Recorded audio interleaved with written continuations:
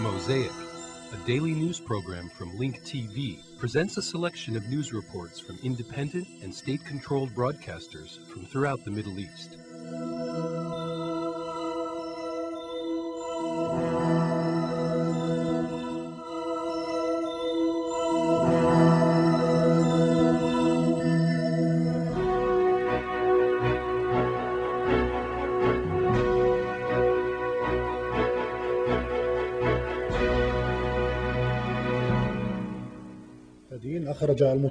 Mohammed, you mentioned that the army removed the perpetrators from the church, the three extremists, which a source has identified as Ayaan al-Yahu, his wife, and his daughter. They entered the church as if they were one family. The Israeli police removed them. It was not mentioned whether they were arrested or not. Does this indicate the possibility that this was a pre-planned operation? لا شك يعني أولا طالما هي عائلة وأيضا الشرطة بطبيعة الحال ثمة. No doubt. They did not raise suspicions because they were a family, but the Israeli police are conducting an investigation into this matter. I cannot say these kinds of operations are premeditated by a certain entity. However, without a doubt, there is an increase in extremism among Israelis towards Arabs, inside and outside, and towards Arabs in general. Maybe some of these extremists are doing these operations to bring attention to their groups, especially when considering that all the perpetrators that carried out such attacks against Arabs, inside and survived, say they are motivated by personal reasons. In my opinion, the official Israeli discourse against Arabs and Palestinians fuels Israeli extremism towards Arabs, and the Israeli officials are aware of this. Opinion polls of Israeli high school students reveal that a large majority of them are against Arabs. Some are calling for expelling Arabs inside Israel. Others are calling for preventing them from participating in Israeli elections and from participating in the Israeli political process, such as the Knesset.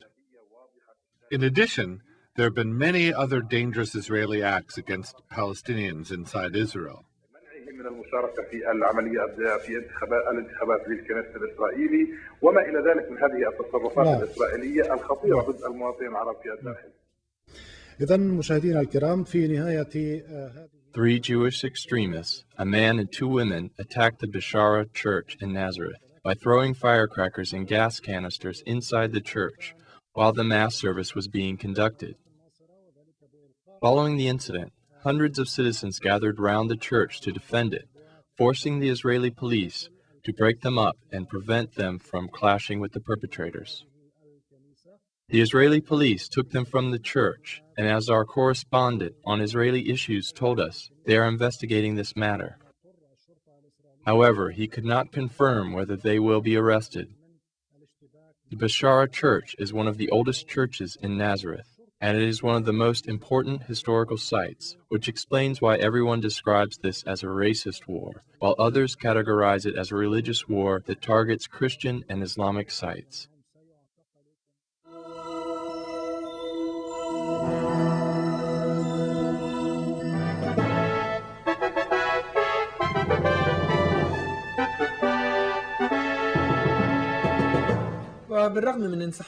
Although the Israeli occupation forces withdrew from the Gaza Strip, the land, the soil, and the people will never surrender to the continued Israeli aggressions and bombings of their villages. The residents of Bithanon believe that the occupation will not impose tragedy upon them, since they have managed to transform it into tools of construction, and they have overcome the power of occupation with the love of life. Lamis Abdel Hani brings us this report. Every morning, Sabah goes to his farmland, which is located in an isolated area only meters away from the borderline in the northern Gaza Strip. He goes cautiously at night, not to harvest his crops, but to collect the remains of death and destruction. He makes efforts to collect the missile shrapnels, which are launched by the Israeli army day and night on the northern Gaza Strip. Sabah used to own this land, where he made his living by cultivating oranges and other various fruits.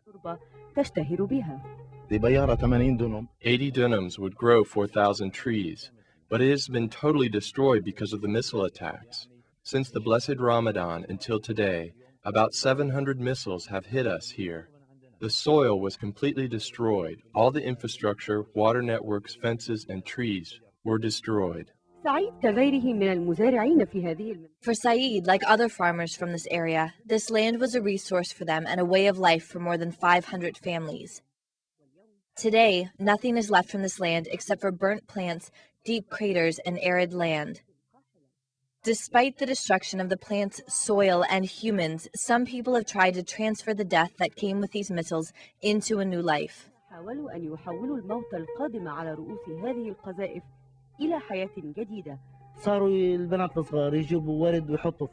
Small girls would bring flowers and put them inside the bombs and bullets. The thought spun around in my head a little bit. The kids gave me the idea. We should not be depressed by living among the weapons of death around us. Instead, we decided to use them as toys for children and artwork. We should not waste this opportunity without showing how they use these weapons of death against us. So we started painting the missiles. You know, the missiles hit close to the house, so we were forced to go and get them. We brought them and started painting them. People started coming and looking. Some would ask if they can take one, and so we would give it to them. Even the young children got used to seeing these strange things that surrounded their homes, so they use them as toys. These children are denied one of their most basic rights, the right to play.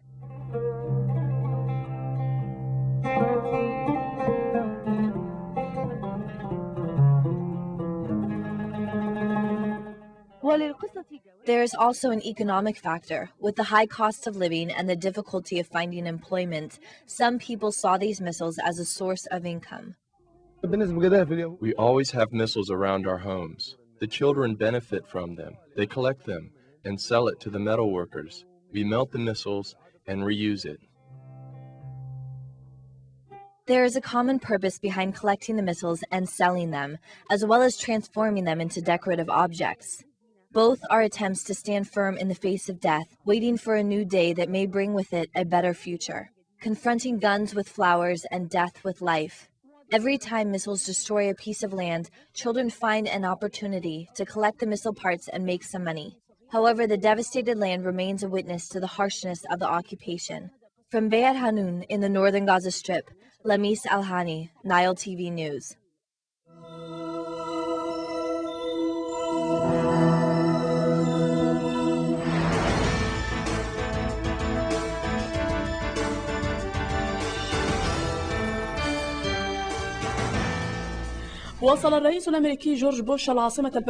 U.S. President George Bush arrived in the Pakistani capital of Islamabad in his first visit to Pakistan. Before his arrival, there was a public strike protesting the visit and the defaming of the Prophet Muhammad, peace be upon him, by Western nations. At some of the demonstrations, there were clashes with the security forces in Karachi. Demonstrators called for trying Bush for his crimes against humanity. The Pakistani government undertook strong security measures to secure the country for American President George W. Bush's visit. The Pakistani Minister of Information, Sheikh Rashid Ahmed, confirmed the importance of the visit and the security measures that were taken to ensure its success. We took strict security measures.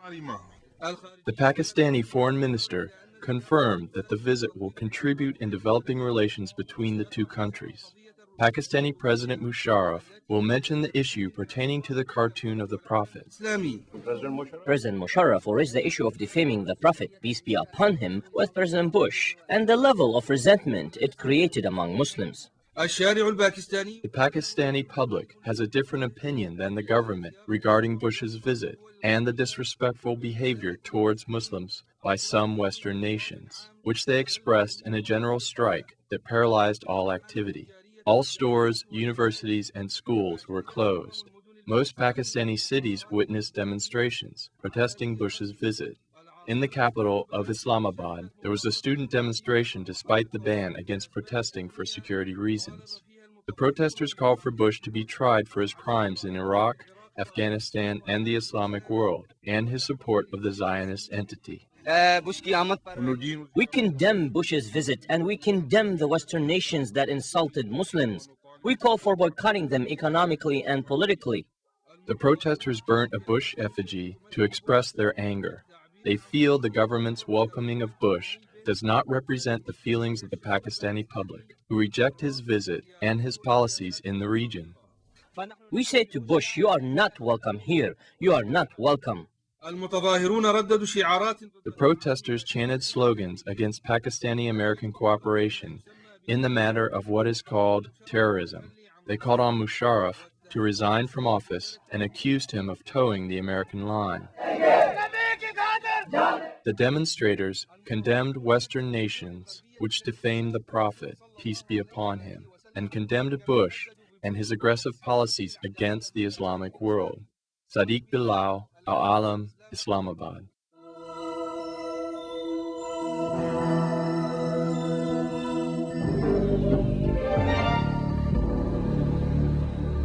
قتل 4 أشخاص من بينهم دبلوماسي أمريكي. 4 people were killed, including an American diplomat, and 3 others were injured in a suicide car bombing outside the U.S. consulate in Karachi, Pakistan. While no organization so far has claimed responsibility for the attack, authorities suspect members of the Army of God organization, which has connections to Al-Qaeda. The attack took place just ahead of American President George Bush's planned visit to Islamabad next Saturday.